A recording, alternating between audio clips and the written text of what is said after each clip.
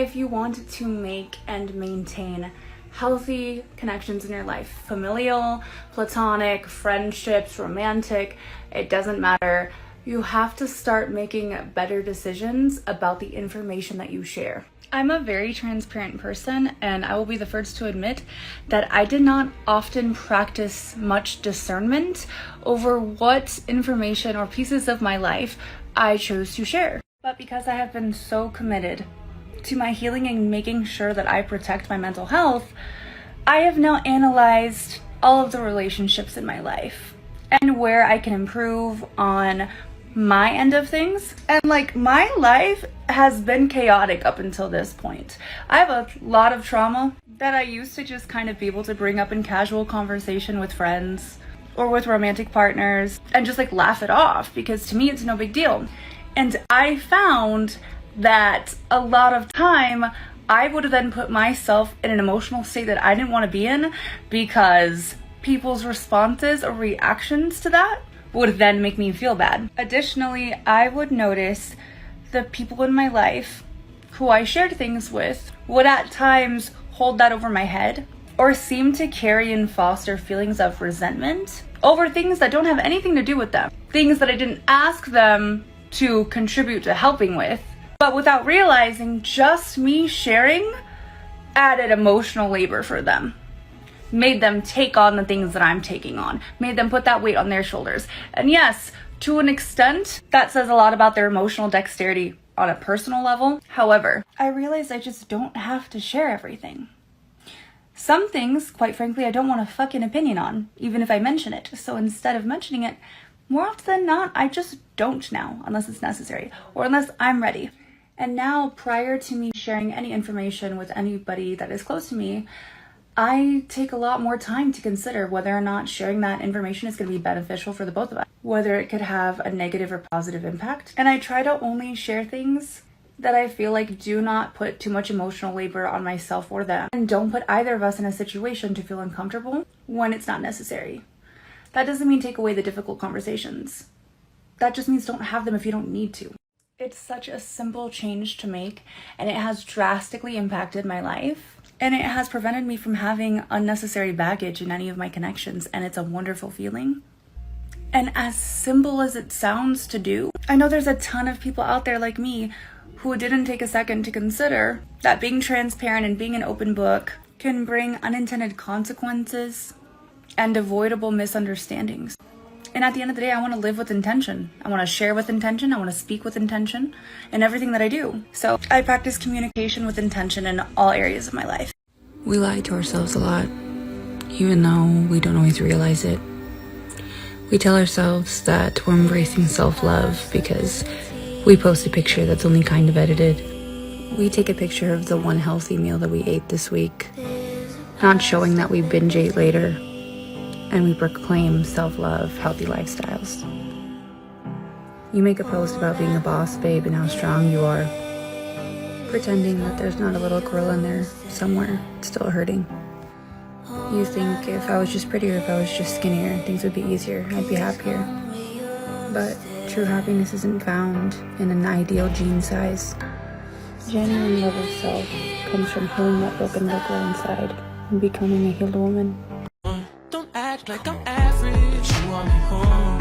I get you what you want. So you caught me under false pretenses. How am I fighting now? 140 pounds lost through the power and discipline of self-love. I decide my reality.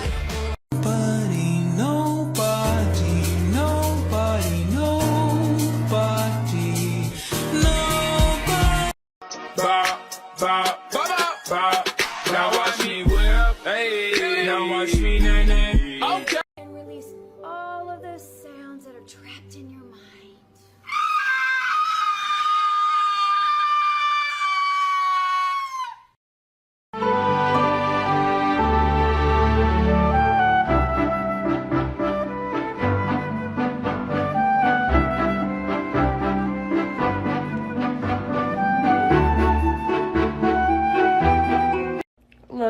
have reached a point in my life where I no longer have the patience or desire to provide unpaid emotional labor for people that refuse to do it for themselves.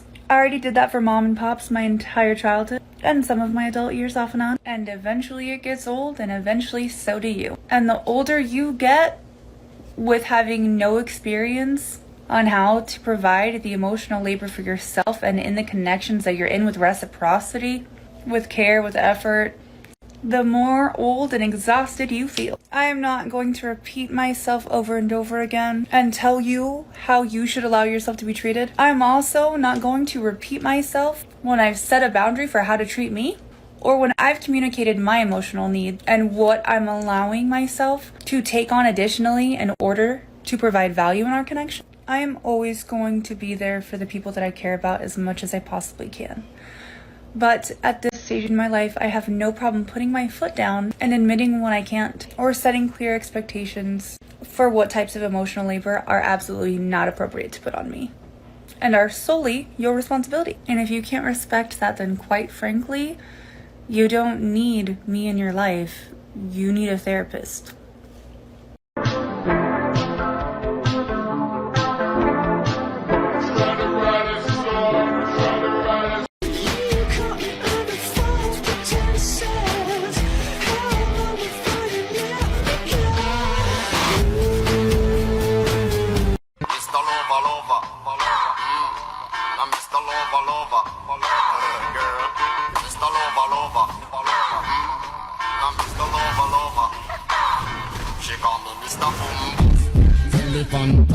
We give it to the people, spread it across the country. Here we go back, this is the moment, tonight is the night. We'll fight till it's over, so we put our hands up like the ceiling can't hold us.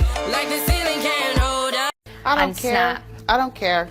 Okay. I really don't give a fuck. I really don't. Exactly. All right. I'm not stopping.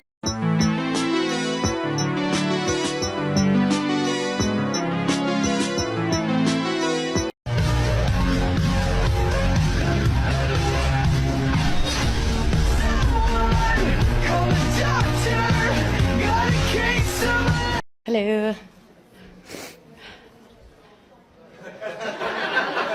What do I do? I what? Wait, sorry. What do I do? I thought they were going to be questions. Oh, good. Come on, ask questions. This is so awkward. Good. Hi.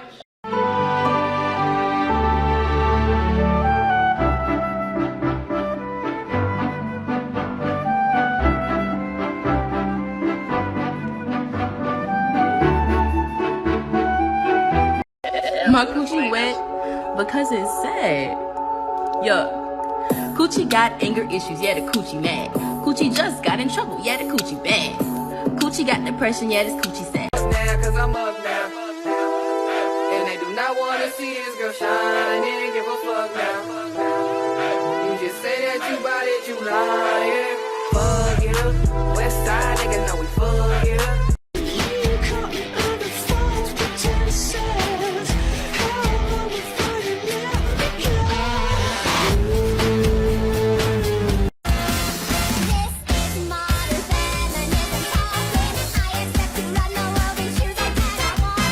We give it to the people, spread it across the country. Here we go back, this is the moment, tonight is the night. We'll fight till it's over, so we put our hands up like the ceiling can't hold us.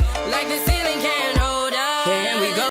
I have a question for everybody that grew up with a toxic mom. Like, did anybody else go through a long stretch of years where you thought you had really bad daddy issues, but it turns out your mother was just a narcissist and was purposefully creating tension between you and your father due to jealousy and to ensure that she was the most important person, not only in your life and your father's life, but just in the household in general?